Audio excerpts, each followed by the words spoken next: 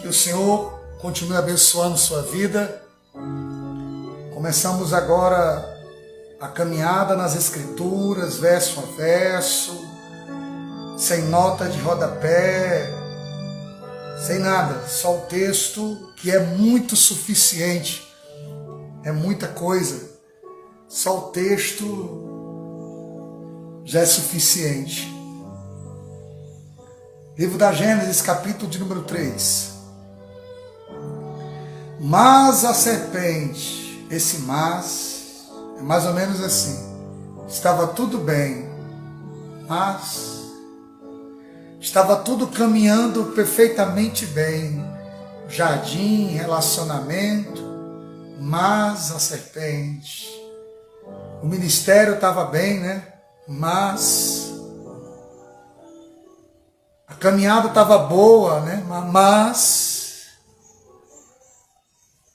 Mas, sabe, esse mais a serpente nos paralisa.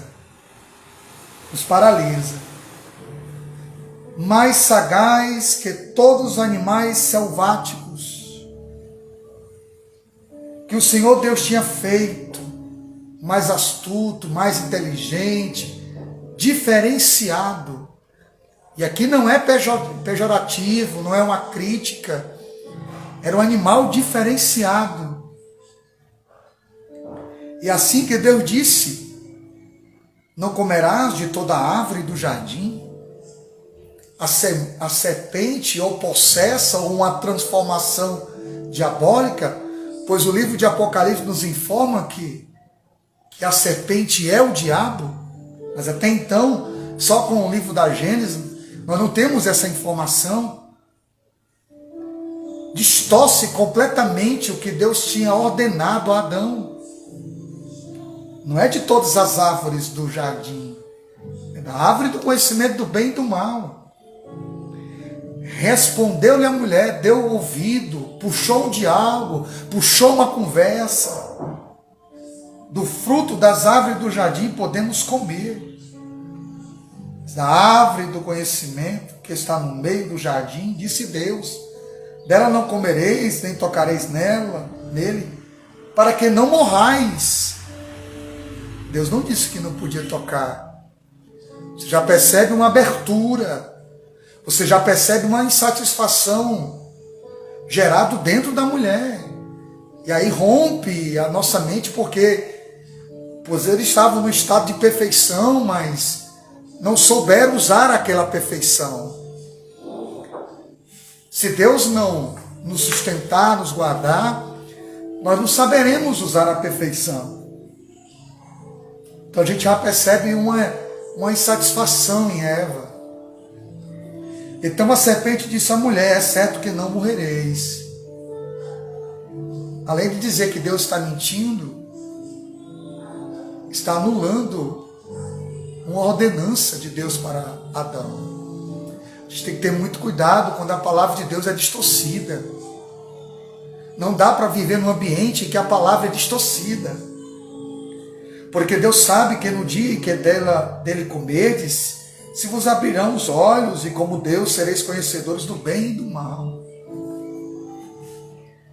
Sabe quando se usa uma meia-verdade?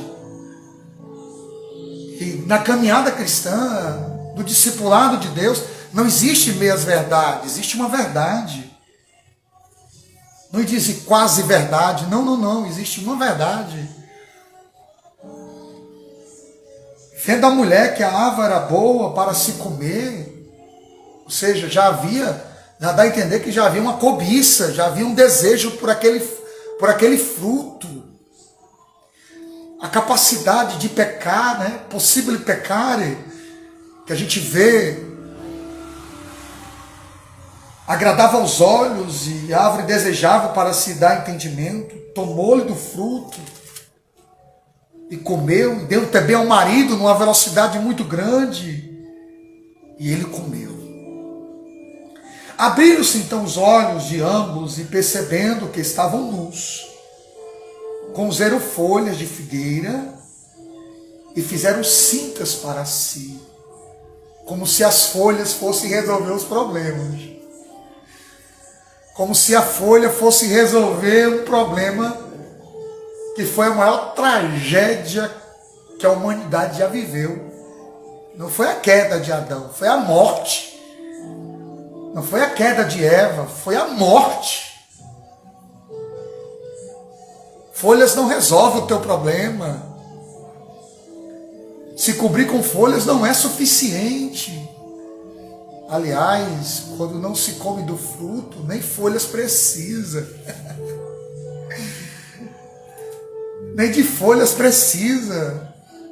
Não há necessidade. Porque há pureza. Quando ouvir a voz do Senhor, Deus que andava no jardim pela viração do dia, esconderam-se da presença do Senhor Deus, o homem e sua mulher, por entre as árvores do jardim, como se árvores e folhas fosse suficiente para nos esconder daquele que tudo vê, tudo enxerga, tudo sonda, tudo analisa. As pessoas às vezes usam essa frase como defesa, né? O Senhor conhece o meu coração. Você não tem medo disso, não? Eu acredito, pelo texto aqui, Deus não muda com eles. Eles é que se escondem. Deus nunca se esconde. Quem se esconde é o pecador. Porque esse é o comportamento natural do inumano. Esse é o comportamento natural daquele que não tem a revelação, a iluminação, a regeneração. É se esconder. E chamou o Senhor Deus ao homem e lhe perguntou: onde estás? Porque o lugar que eu fiz para nós nos relacionarmos está vazio. O lugar que eu fiz para que nós tenhamos o nosso encontro está completamente vazio. Deus chegou no jardim e não encontrou Adão. Não encontrou Eva. Deus te procura e não te encontra em lugares que você acostumava estar. Em lugares que eram hábitos saudáveis, hábitos devocionais. Não eram hábitos costumeiros, eram hábitos devocionais. Ele respondeu a Adão: ouvi a tua voz no jardim, porque estava nu, tive medo e me escondi. Ele nunca teve medo. O pecado dá medo, o pecado dá insegurança. O pecado faz a pessoa se esconder. O pecado faz a pessoa não enfrentar. O pecado tem dito para você que não tem mais jeito, que está acabado, que está aniquilado. Se esconda. Não vá mais ao templo. Não vá mais à reunião. Não vá mais ao pequeno grupo. Se esconda. Mude de vida. Não.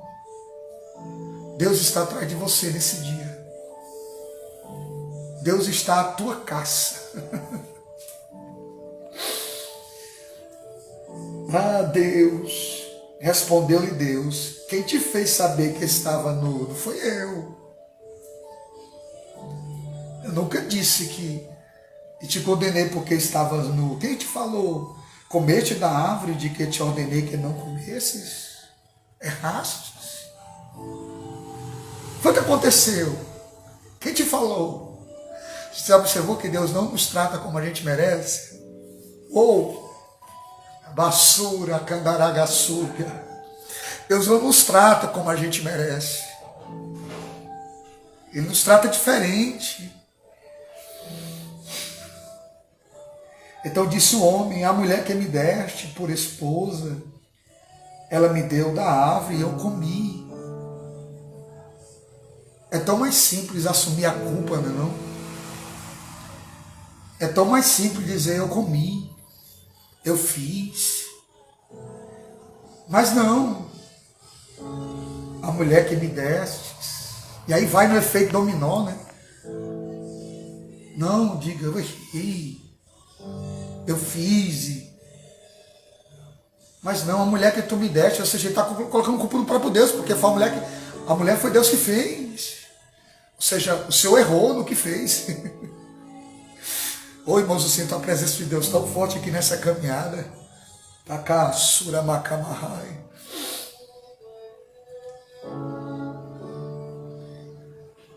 E disse o Senhor Deus à mulher: o que é isso que fizeste? Respondeu a mulher: a serpente me enganou e eu comi. O problema está na criação.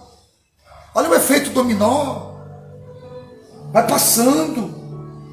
Então disse o Senhor Deus à serpente: visto que é isso que fizeste, maldita és entre todos os animais domésticos e entre todos os animais selváticos, rastejarás sobre o teu ventre e comerás por todos os dias da tua vida.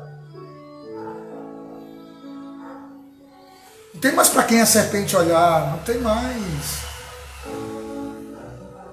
O pecado termina nos anjos caídos, na prática. Terminou na serpente. Mas aí o evangelho entra em ação. Mas aí o evangelho entra em ação. Verso 15. Porém, inimizade entre ti e a mulher, entre a tua descendência e o seu descendente. Este te ferirá a cabeça e tu lhe ferirás o calcanhar. Agora faz uma promessa para a mulher.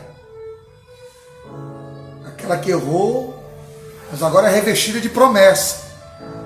Aquela que errou, mas agora está revestida de promessa. Para você que errou, há uma promessa. E essa promessa nos protege, nos guarda. Oh Deus! E a promessa é que ela teria um filho, que iria esmagar o projeto. Todo o projeto do diabo seria esmagado. Todo o projeto do diabo seria esmagado pelo filho da mulher que errou. E a mulher disse, a mulher disse: multiplicarei sobremodo o sofrimento da tua gravidez. Ela sentiria a gravidez, ela sentiria as dores de parto, só que agora é multiplicado. Adão e Eva não tiveram filhos até este momento.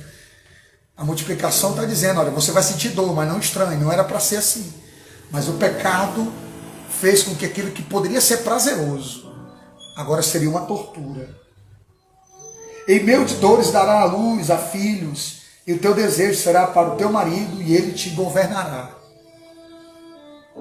E Adão disse: visto que atendeste a voz de tua mulher e comeste da árvore que eu te ordenara que não comesse, maldita é a terra por tua causa, e em fadigas obterá dela o sustento durante os dias da tua vida. O trabalho que era algo prazeroso agora terá injustiça, terá sofrimento, engano. Ela produzirá também cardos e abrolhos, e tu comerás da erva do campo. Será sofrido o trabalho. Não é o trabalho que é maldito, é a consequência dele, é a forma como seria feito. Suor do teu rosto, comerás o teu pão, até que tornes a terra, pois dela foste formado, porque tu és pó. Aí Deus lembra: tu não é mais imortal. Tu não iria experimentar a morte, mas agora vai. Tu não iria para o pó, mas agora tu vai. Saramá, tu que me camará. Tu vai ter que descer agora para poder subir. Tu vai ter que ir para o pó, para um dia tu experimentar a ressurreição. Oh! E deu ao homem o nome de Eva, sua mulher, por ser a mãe de todos os seres humanos. Até o momento, Eva não tinha nome, agora tem. Porque Deus faz isso. Ele não só derrama uma graça, mas Ele também dá nome. Ele também derrama da sua graça. Fez o Senhor Deus vestimenta de peles para Adão, sua mulher, e os vestiu. Teve que sacrificar um animal para poder vesti-los, né? Foi o primeiro ato de purificação, de holocausto. Deus foi o modelo, o início, o arquétipo para sacrificar um animal, para que haja holocausto, para que haja perdão e remissão. Então disse o Senhor Deus: eis que o homem se tornou como um de nós, conhecedor do bem e do mal, assim que não estenda a mão e tome também da árvore da vida e coma e viva eternamente. Agora a morte acaba sendo um benfeitor. Agora a morte seria importante, a morte, passar pela morte, porque através da morte haveria a remissão. Então expulsa Adão de perto da árvore da vida. E se ele não morrer, não tem remissão. E é uma promessa do filho que vai esmagar a cabeça da serpente. Então precisa da morte. Então expulsa ele para que não coma da árvore da vida, porque neste momento a árvore da vida vai fazer mal. A árvore da vida vai fazer mal. Então, porque o mal não está na árvore da vida, está no indivíduo. Ele não está preparado para comer da árvore da vida. Deus vai preparar um momento certo para comermos da árvore da vida e será na eternidade. Mandagaçu. Então, queridos, não sei como é que você vai ouvir o que eu vou dizer, mas neste momento a árvore da vida fazia mal para eles. Sejam todos bem-vindos aqui. Sejam todos bem-vindos aqui. Continuando a nossa caminhada. O Senhor Deus, por isso, lançou fora do jardim do Éden. Graças a Deus. Deus sabe o que faz. A fim de não lavrar a terra do que fora tomada. E expulsou o homem e colocou querubins ao oriente do jardim do Éden e o refúgio de uma espada que se revolvia para guardar o caminho da árvore da vida. A expulsão do jardim foi uma bênção para Adão e Eva. Este foi o capítulo 3 da Gênesis. A nossa caminhada nas Escrituras. Estamos com o propósito de fazer isso em toda a Bíblia. Acompanhe, compartilhe, curta, comente. Por favor, comente. Pode comentar, faça perguntas. Nós estaremos respondendo. Deus abençoe sua vida. E até o capítulo 4. Se Deus assim permitir. Deus abençoe.